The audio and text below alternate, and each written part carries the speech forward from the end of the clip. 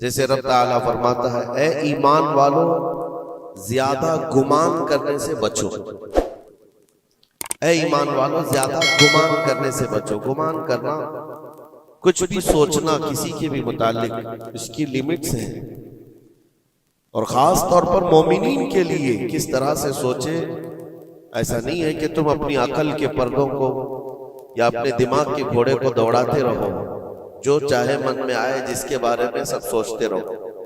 قرآن نے تو اس پر پابندی لگائی، اے ایمان والو زیادہ گمان کرنے سے بچو، ولا تجسسوا، اور کسی کی ٹوہ میں مت لگے رہو۔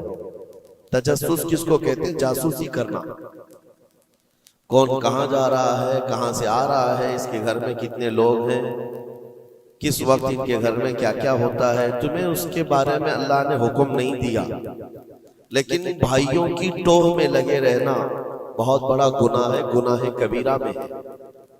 وَلَا يَغْتَبْ بَعْضُكُمْ بَعْضًا، اور آیت کا یہ تیسرا حصہ ہے، اور اپنے بھائیوں کی غیر موجودگی میں ان کی غیبت نہ کرو، ان کے خلاف باتیں نہ کرو۔ اور رب تعالیٰ فرماتا ہے کیا تم میں سے کوئی یہ پسند کرتا ہے کہ اپنے مرے ہوئے بھائی کا گوشت کھائے؟ جو غیبت کرتا ہے گویا کہ وہ اپنے مرے ہوئے بھائی کا کچا گوشت کھاتا ہے۔ اور غیبت کے متعلق بہت سارے لوگوں کو ایسا لگتا ہے ارے میں تو پیٹھ پیچھے کیا سامنے منہ پہ بھی یہی بول سکتا ہوں۔ یہ باتیں جو کہتے ہیں، غیبت کا مطلب یہ نہیں ہے کہ صرف پیٹھ کے پیچھے بولنا، منہ کے سامنے بھی ایسی چیز بولنا جو اس کو بری لگے، وہ غیبت ہے، وہ بھی حرام ہے۔ یہ تین چیزیں اس آیت کے اندر ہیں، ایک بدگمانی کرنا، دوسرے جاسوسی کرنا، اور تیسرے غیبت کرنا۔ اس کے اوپر اگر میں گفتگو کروں بہت طویل ہو جائے گا، لیکن یہ پورے معاشرے کے لیے زہر ہلال ہے، زہر قاتل ہے۔ یہاں سے سوسائٹیاں ٹوٹ جاتی ہیں، رشتے ختم ہونے لگتے ہیں۔ بدگمانی کرنا، شک کرنا، یہ ایک اسی کی قسم ہے۔ ظن اس کو عربی میں کہا گیا ہے گمان، یعنی کسی کے متعلق گمان کرنا۔ دیکھیں دنیا میں جو چیز دکھ رہی ہے ضروری نہیں ہے کہ وہ ویسی ہی ہو۔ ہر چمکنے والی چیز ہیرا نہیں ہوتی، اور ہر کالی دکھنے والی چیز کوئلہ بھی نہیں ہوتی۔ دونوں میں بڑا فرق ہے۔ حقیقت کچھ اور ہو سکتی ہے، لیکن بغیر کسی تحقیق کے یا بغیر تمہیں یقین کے گمان کر لینا، یہ تمہیں بہت بڑے گناہ میں لے جائے گا، بہت بڑے گناہ میں۔ اب گمان کی قسمیں بھی میں آپ کو بتاؤں گا، اس سے قبل میں آپ کو بتاؤں سر سیدنا جنید بغدادی رضی اللہ تعالیٰ عنہ جو سید الطائفہ ہیں، ولیوں کے سردار ہیں، اپنے زمانے کے قطب، گھر میں بیٹھے ہوئے تھے، بڑے آپ گھر سے بھی مالدار تھے، بہت سارے لوگ اپنی ضرورت لے کر کے آتے تھے۔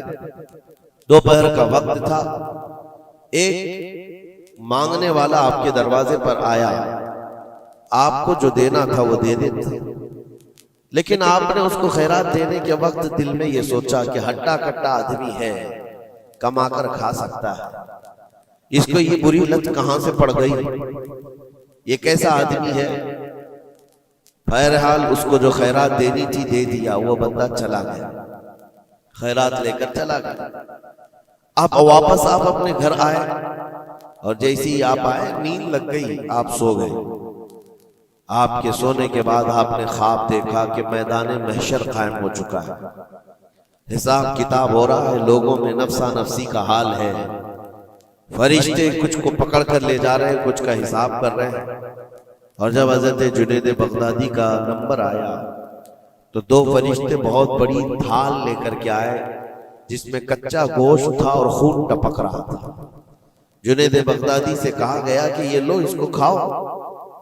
تو حضرت جنید بغدادی نے کہا کہ کیا مجھے نہیں جانتے؟ میں جنید ہوں، میں نے ایسا کون سا گناہ کیا کہ مجھے اس کی سزا یہ دی جا رہی ہے؟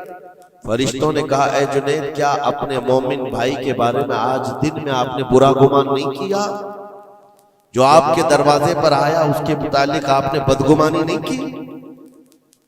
تو حضرت جنید بغدادی رضی اللہ تعالیٰ عنہ بچھک کر کے اٹھ گئے، خوف کے مارے نیند کھل گئی۔ اور اس کے بعد بے قراری اتنی آئی کہ ہاں میں نے تو گمان اس کے متعلق غلط کیا تھا، تھوڑا سا ایسا بھی نہیں ہے کہ وہ چور ہے، ڈکیت ہے، ڈاکو ہے، یہ بھی نہیں، صرف اتنا سوچا تھا کہ ہٹا کٹا آدمی ہے، مانگتا کیوں ہے۔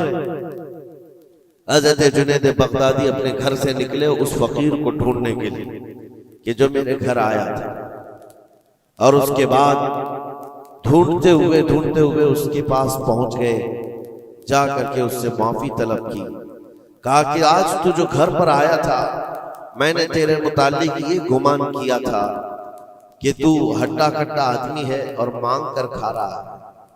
تو اس کے بعد اس شخص نے جو جواب دیا وہ حیرت میں تھا۔ میرے عزیزوں، نہ وہ فقیر تھا، نہ ہی وہ کوئی کمزور اور مجبور تھا، بلکہ اللہ کے ایک ولی تھے جو ان کے امتحان کے لیے آئے ہوئے تھے۔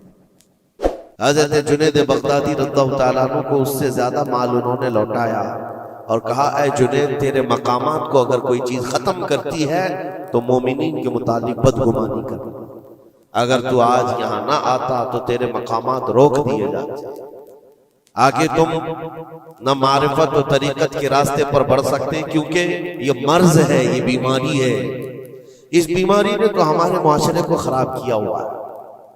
بدگمانی سے بچو، یہاں تک کہ لوگوں نے بہت جلدی اپنے دماغ پر یقین کر کے فیصلے بھی لے لیے ہیں